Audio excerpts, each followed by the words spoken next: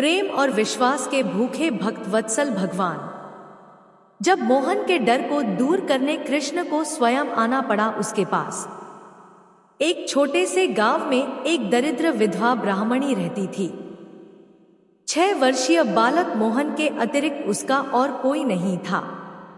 वह 2-4 भले घरों से भिक्षा मांगकर अपना तथा बच्चे का पेट भर लेती और भगवान का भजन करती थी। भीख पूरी न मिलती तो बालक को खिलाकर स्वयं उपवास कर लेती। यह कम चलता रहा। ब्राह्मणी को लगा कि ब्राह्मण के बालक को 2 अक्षर न आए यह ठीक नहीं है। गांव में पढ़ाने की व्यवस्था नहीं थी। गांव से 2 कोस पर एक पाठशाला थी। ब्राह्मणी अपने बेटे को लेकर वहां गई।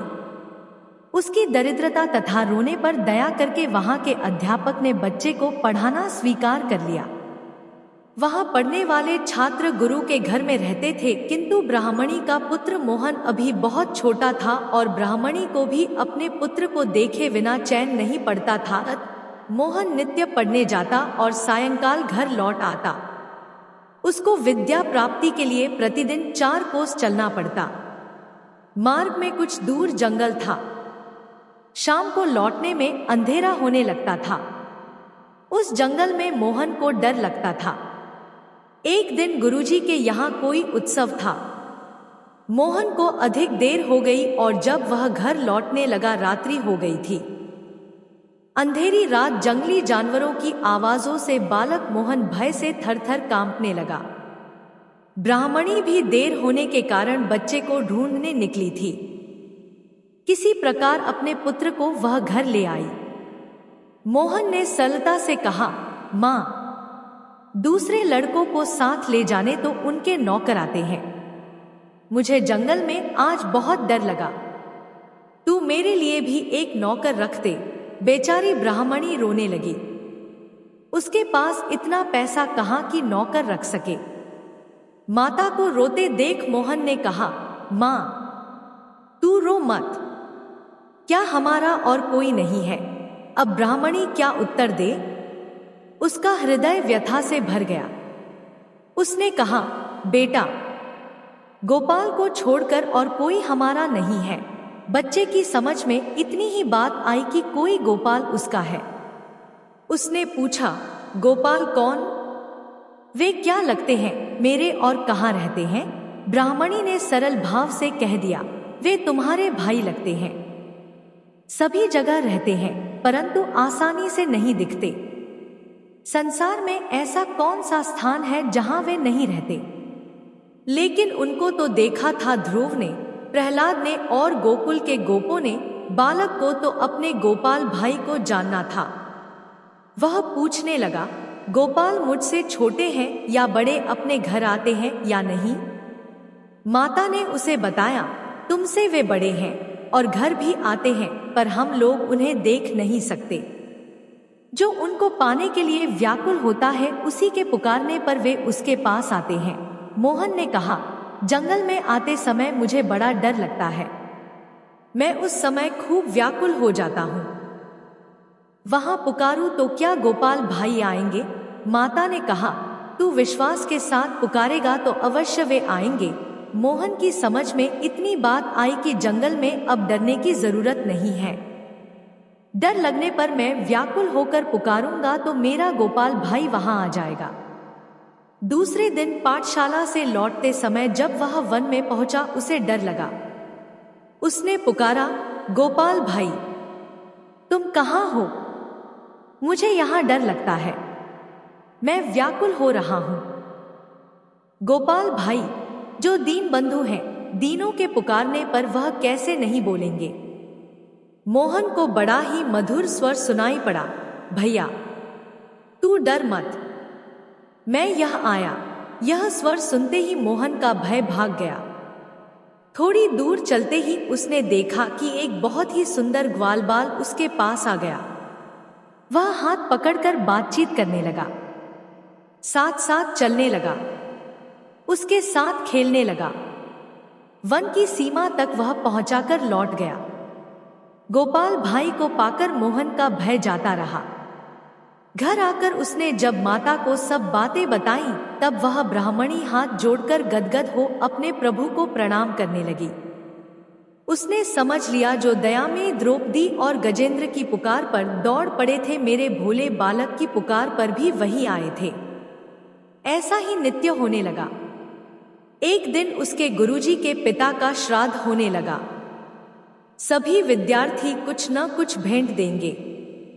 गुरुजी सबसे कुछ लाने को कह रहे थे। मोहन ने भी सरलता से पूछा, गुरुजी, मैं क्या ले आऊं? गुरु को ब्राह्मणी की अवस्था का पता था। उन्होंने कहा, बेटा, तुमको कुछ नहीं लाना होगा। लेकिन मोहन को यह बात कैसे अच्छी लगती। सब लड़के लाएंगे तो मैं क्यों ना लाऊं? उसके हट को देखकर गुरुजी ने कह दिया, अच्छा, तुम एक लोटा दूध ले आना। घर जाकर मोहन ने माता से गुरुजी के पिता के श्राद्ध की बात कही और यह भी कहा, मुझे एक लोटा दूध ले जाने की आज्ञा मिली है। ब्राह्मणी के घर में था क्या जो वह दूध ला देती? मांगने पर भी उसे दूध कौन देता? लेकिन मोहन ठहरा बालक, वह रोने लगा। अंत में माता ने उसे समझाया, तू गोपाल भाई से दूध मांग लेना, वे अवश्य प्रबंध कर देंगे। दूसरे दिन मोहन ने जंगल में गोपाल भाई को जाते ही पुकारा और मिलने पर कहा, आज मेरे गुरुजी के पिता का श्राद्ध है, मुझे एक लोटा दूध ले जाना है। माँ ने कहा है कि गोपाल भाई से मांग लेना, मुझे तुम एक लोटा दूध लाकर दो। गोपाल ने कहा, मैं तो पहले से यह लोटा भर दूध लाया हूं, तुम इसे ले जाओ। मोहन बड़ा प्रसन्न हुआ। पाठशाला में गुरुजी दूसरे लड़कों के उपहार देखने और रखवाने में लगे थे। मोहन हंसता हुआ पहुंचा। कुछ देर तो वह प्रतीक्षा करता रहा कि उसके दूध को भी गुरुजी देखेंगे, पर जब किसी का ध्यान उसकी ओर न गया तब वह बोला, गुरुजी, मैं दूध लाया हूं। गुरुजी ढेरों चीजें संभालने में व्यस्त थे। मोहन ने जब उन्हें स्मरण दिलाया तब झुंझलाकर बोले, जरा सा दूध लाकर यह लड़का कान खाए जाता है, जैसे इसने हमें निहाल कर दिया। इसका दूध किसी बर्तन से डालकर हटाऊं इसे यहां से। मोहन अपने इस अपमान से खिन्न हो गया। उसका उत्साह चला गया। उसके नेत्रों से आंसू गिरने लगे। नौकर ने लोटा लेकर दूध कटोरे में डाला तो कटोरा भर गया, फिर गिलास में डाला तो वह भी भर गया। बाल्टी में डालने लगा तो वह भी भर गई। भगवान के हाथ से दिया वह लोटा भर दूध तो अक्षय था। नौकर घबराकर गुरुजी के पास गया। उसकी बात सुनकर गुरुजी तथा और सब लोग वहां आए। अपने सामने एक बड़े पात्र में दूध डालने को उन्होंने कहा। पात्र भर गया पर लोटा तनिक भी खाली नहीं हुआ। इस प्रकार बड़े बड़े बर्तन दूध से भर गए। अब गुरुजी ने पूछा, बेटा, तू दूध कहां से लाया है? सरलता से बालक ने कहा, मेरे गोपाल भाइया ने दिया। गुरुजी और चकित हुए। उन्होंने पूछा, गोपाल भाई कौन? तुम्हारे तो कोई भाई नहीं। मोहन ने दृढ़ता से कहा, है क्यों नहीं? गोपाल भाई मेरा बड़ा भाई है, वह मुझे रोज वन में मिल जाते हैं। माँ कहती है कि वह सब जगह रहता है पर दिखता नहीं। कोई उसे खूब व्याकुल होकर पुकारे तभी वह आ जाता है। उससे जो कुछ मांगा जाए वह तुरंत दे देता है। अब गुरुजी को कुछ समझना नहीं था। मोहन को उन्होंने हृदय से लगा लिया। श्राद्ध में उस दूध से खीर बनी और ब्राह्मण उसके स्वाद का वर्णन करते हुए तृप्त नहीं होते थे। गोपाल भाई के दूध का स्वाद स्वर्ग के अमृत में भी नहीं, तब संसार के किसी पदार्थ में कहां से होगा। उस दूध का बना श्राद्धांत पाकर गुरुजी के पितर तृप्त ही नहीं हुए, माया से मुक्त भी हो गए। श्राद्ध समाप्त हुआ। संध्या को सब लोग चले गए। मोहन को गुरुजी ने रोक लिया था। अब उन्होंने कहा, बेटा, मैं तेरे साथ चलता हूं। तू मुझे अपने गोपाल भाई के दर्शन करा देगा ना? मोहन ने कहा, चलिए, मेरा गोपाल भाई तो पुकारते ही आ जाता है। वन में पहुंचकर उसने पुकारा। उत्तर में उसे सुनाई पड़ा, आज तुम अकेले तो हो नहीं, तुम्हें डर तो लगता नहीं, फिर मुझे क्यों बुलाते हो? मोहन ने कहा, मेरे गुरुजी तुम्हें देखना चाहते हैं, तुम जल्दी आओ। जब मोहन ने गोपाल भाई को देखा तो गुरुजी से कहा, आपने देखा मेरा गोपाल भाई कितना सुंदर है?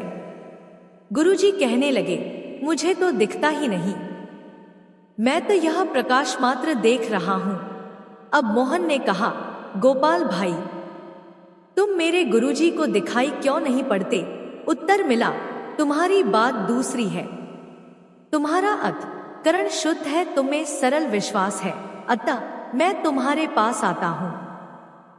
तुम्हारे गुरुदेव को जो प्रकाश दिख गया उनके लिए वही बहुत है, उनका इतने से ही कल्याण हो जाएगा। उस अमृत भरे स्वर को सुनकर गुरुदेव का हृदय गदगद हो गया। उनको अपने हृदय में भगवान के दर्शन हुए। भगवान की उन्होंने स्तुति की।